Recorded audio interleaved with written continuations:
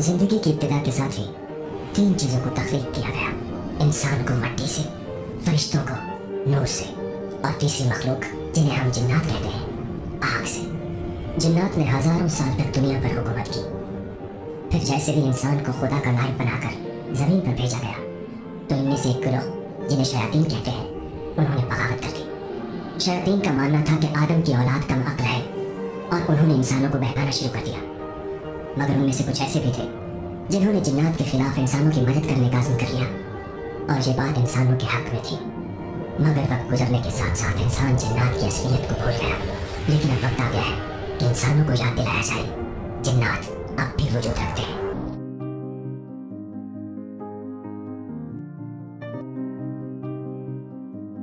Enjoy the movie. Video पसंद आए तो लाइक कीजिए, शेयर कीजिए, और चैनल पर नए हैं तो एक लाल रंग का सब्सक्राइब बटन है, उसको दबा दीजिए ताकि आपको मेरी वीडियोस की नोटिफिकेशन सबसे पहले आए। तो आज मैं एक्सप्लेन करने वाला हूँ जिन मूवी को, जो कि 2014 में रिलीज की गई थी। यह फिल्म एक अमेरिकन हॉरर एक्शन फिल्म है। फिल्म को हिंदी में देखना चाहते हैं तो उसका लिंक आपको नीचे डिस्क्रिप्शन में मिल जाएगा। मूवी हिंदी में भी अवेलेबल है, तो आप इसको आसानी से समझ पाएंगे और देख पाएंगे। अब हमको 19वीं सदी की शुरुआत में एक व्यक्ति दिखाया जाता है जो कि एक घने जंगल में जाता है, जहाँ पर एक जिन बैठा होता है जिसने एक लड़की को अपने पास में फंसाया हुआ था। इस जिन ने एक शरीर पर काबू किया हुआ था जो कि यहाँ पर काफी समय पहले दफनाया गया था। ये उसकी ट्रू फॉर्म नहीं थी। यह व्यक्ति उसको बस उस लड़की को वापस लौटाने के लिए कहता है, पर जिन इससे बहुत ज्यादा गुस्सा हो जाता है क्योंकि यह व्यक्ति उसको मारने आया था। जिन उस पर अटैक करता है, पर वो कुछ प्रेयर्स बोलता है ऊपर वाले की शरण में आना, ताकि शैतान, सेटन, डीमन उसका कुछ भी ना बिगाड़ सके। इन प्रेयर्स को सुनकर जिन अनकॉन्शियस हो जाता है, और जैसे ही यह व्यक्ति उसके पास जाता है तो वो उठ खड़ा होता है और उसको नुकसान पहुंचाना शुरू करता है। पर किसी तरह से यह व्यक्ति जिन पर मक्का से लाया हुआ पवित्र पानी फेंक देता है, जिससे जिन जलने लगता है। और वो एक कसम खाता है कि जिन उससे बदला लेगा और उसके आने वाले परिवार और उनमें पैदा होने वाले सभी बच्चों को वो जान से मार देगा। अब दोस्तों, यहाँ पर जो ये श्राप वाली कहानी है, ये मुझे शापित मूवी जैसी लग रही है। खैर, यह व्यक्ति एक डैगर निकालता है और जिन को मारने के लिए उसकी तरफ भागता है, और जिन भी इस व्यक्ति को मारने के लिए उसकी तरफ बढ़ता है। पर तभी सीन कट हो जाता है। शॉन और जैस्मीन को देखते हैं एक हैप्पी कपल के रूप में, और ये दोनों मिशिगन में रहते हैं, जो कि यूनाइटेड स्टेट्स में स्थित है। शॉन के पास में एक अननोन डिलीवरी पैकेज उसके बर्थडे से पहले आता है, जिसके अंदर एक नोट और VHS टेप थी, जिसको वो नहीं सुनता और ज्यादा ध्यान नहीं देता। अब यहाँ पर एक बात ये थी कि इस नोट के अंदर हैप्पी बर्थडे शॉन लिखा था, पर मूवी के अंदर शॉन ही इस्तेमाल किया गया है, तो मैं भी शॉन ही कहूंगा।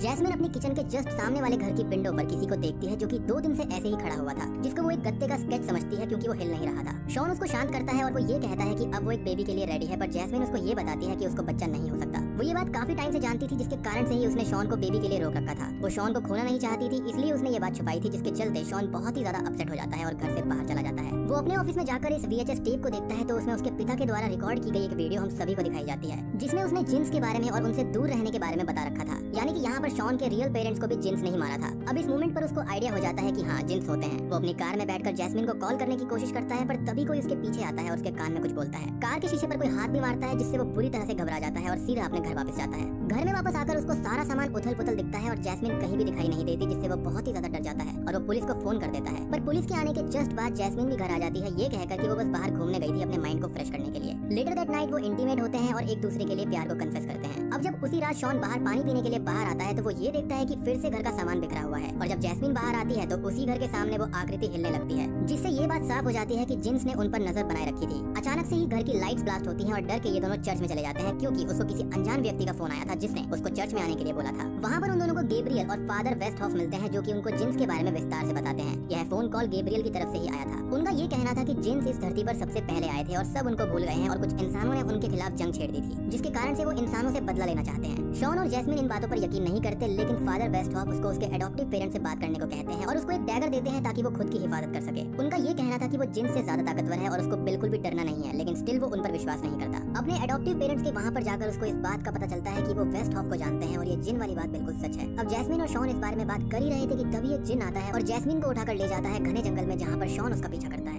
यहाँ पर हम इस जिन को शॉन का गला दबाते हुए और एक पेड़ पर लेविटेट करते हुए देखते हैं, पर शॉन फादर के द्वारा दिए गए डैगर से उस जिन पर हमला करता है और वहाँ से बचकर निकल जाता है। शॉन अब गैब्रियल के पास जाता है क्योंकि उसको इन बातों पर यकीन होने लगा था। ये दोनों मिलकर अली नाम के व्यक्ति से मिलने जाते हैं, जो कि मेंटल इंस्टीट्यूशन में था, जो कि कोई और नहीं बल्कि शॉन का अंकल था। उसके पास भी कुछ शक्तियां थी, जिसके चलते वो शॉन को कुछ विजन दिखाता है कि उसकी वाइफ प्रेग्नेंट है। हालांकि जैस्मिन ने उससे ये कहा था कि वो प्रेग्नेंट नहीं हो सकती, लेकिन स्टिल वो खुद नहीं जानती थी कि ऐसा कुछ नहीं है। मे बी उसने कई सारे डॉक्टर से कंसल्ट नहीं किया होगा। खैर, अली उनको ये भी बताता है कि ये जिन उन पर काफी टाइम से नजर रखे हुए हैं, और अब ये जिन इस हॉस्पिटल में भी आ गए थे उन पर अटैक करने के लिए। ये दोनों वहाँ से बाहर भागते हैं और शॉन को बचाने के लिए गैब्रियल खुद की कुर्बानी दे देता है। हमको यहाँ पर एक और इंटरेस्टिंग चीज पता चलती है कि गैब्रियल भी एक जिन है, लेकिन ये ह्यूमंस की तरफ से लड़ाई कर रहा था क्योंकि वो जानता था कि इंसान गलत नहीं है। हम उसके आसपास में एक ब्लू ऑरा को यानी कि एनर्जी को देख पाते हैं जो कि अच्छाई का प्रतीक है। यहाँ पर गैब्रियल इन सभी जिन से लड़ाई करता है और वो शॉन को वहाँ से भागने का मौका दे देता है, लेकिन गैब्रियल यहाँ पर खुद की कुर्बानी दे देता है। अब यहाँ पर सिर्फ फादर वेस्टहॉफ ही बचे थे जिनकी हेल्प वो ले सकता था। फादर उसको ये बताते हैं कि वो जहांगीर का वंशज है। आज से 100 साल पहले और शुरू में हमने जिस इंसान को जिन से लड़ते हुए देखा था उनका नाम जहांगीर था, जो कि जिन से लोगों की मदद किया करते थे। अब उनकी शक्तियाँ शॉन के अंदर भी थी और वो दिखता भी बिल्कुल अपने ग्रेट ग्रैंडफादर जैसा ही था। फादर यहाँ पर शॉन को चिल्ला करना सिखाते हैं। चिल्ला एक ऐसी प्रक्रिया या फिर एक ऐसी टेक्निक होती है जिसके अंदर इंसान का पेशेंस चेक किया जाता है और उसको हर तरह के डर से मुक्त होना पड़ता है, और जब वो ऐसा करता है तभी वो शैतान से लड़ सकता है, यानी कि जिन।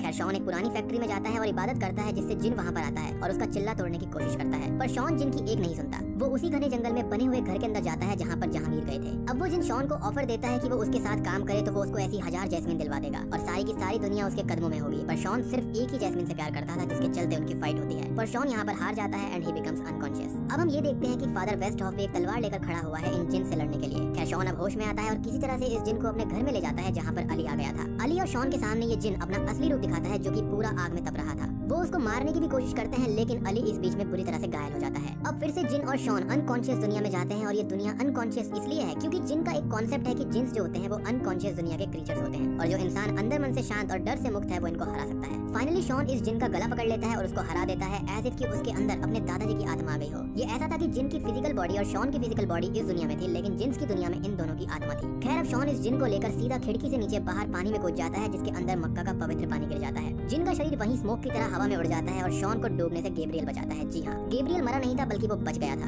अब इस जिन के मरने के बाद में दूसरी दुनियाओं के कई सारे जिन आते हैं और उसको ये कहते हैं कि शॉन उनसे शांति बना ले, नहीं तो जिन्स और इंसानों के बीच में जंग छिड़ जाएगी। यहाँ पर एक बैड एस सीन आता है कि शॉन उस जिन का गला दबाता है और उसको नीचे धरती पे पटक देता है और डैगर से उसको मार देता है, जिससे बाकी सारे जिन्स अपनी दुनिया में वापस डर के भाग जाते हैं। और ये बात सच हो जाती है कि जिन्स उससे डरेंगे। वो जैस्मिन के बारे में पूछता है, लेकिन कोई भी जिन उसको कुछ भी जानकारी नहीं देता। तभी गैब्रियल और फादर वेस्टहॉफ उसको जैस्मिन से मिलवाते हैं, जो कि चर्च में सेफ थी। उन्होंने जैस्मिन को बचा लिया था और जैस्मिन शॉन का ध्यान गैब्रियल बचपन से ही रख रहा था, क्योंकि ये उसकी ड्यूटी थी। जैस्मिन के बारे में उसको इसलिए नहीं बताया गया था क्योंकि अगर ऐसा होता तो वो इन चीजों को सीरियसली नहीं लेता, और जब किसी की जान दांव पे हो तभी इंसान अपना बेस्ट दे सकता है। यहाँ पर एक कॉन्सेप्ट दिखाया जाता है कि गैब्रियल जिन होते हुए भी बिल्कुल इंसानों के जैसे क्रिश्चियन बनने का फैसला करता है, पर अंत में फादर उसको सभी धर्मों का लॉकेट देते हैं, जो कि ये सिग्निफाई करता है कि इंसानियत ही अपने आप में एक सबसे बड़ा धर्म है। अब सब कुछ ठीक हो जाता है और 1 साल के बाद हम ये देखते हैं कि शॉन, जैस्मिन और अली एक साथ हैं। शॉन का एक बेटा भी है जो कि अपना पैसिफायर जमीन पर गिरा देता है, पर जैसे ही शॉन और अली उसको उठाने नीचे जाते हैं तो वो अपने आप ही उठकर उस बच्चे के मुंह में आ जाता है, जिससे ये रिवील होता है कि उसके पास भी अपने परदादा जी और अपने पिता जैसी शक्तियां हैं। मीनिंग कि अब वो भी इन जिन से लड़ेगा, क्योंकि वो जिन पूरी तरह से हारा नहीं था। हम एक पोस्ट क्रेडिट सीन में ये देखते हैं कि वो जिन उसी जगह पर बैठा है जो कि काफी कमजोर है, और ये कह रहा है कि ये सब अभी खत्म नहीं हुआ है, जल्दी ही वो अपना बदला ले। तो दोस्तों ये थी जिन 2014 मूवी की हिंदी एक्सप्लेनेशन। उम्मीद करता हूँ कि आपको ये पसंद आई।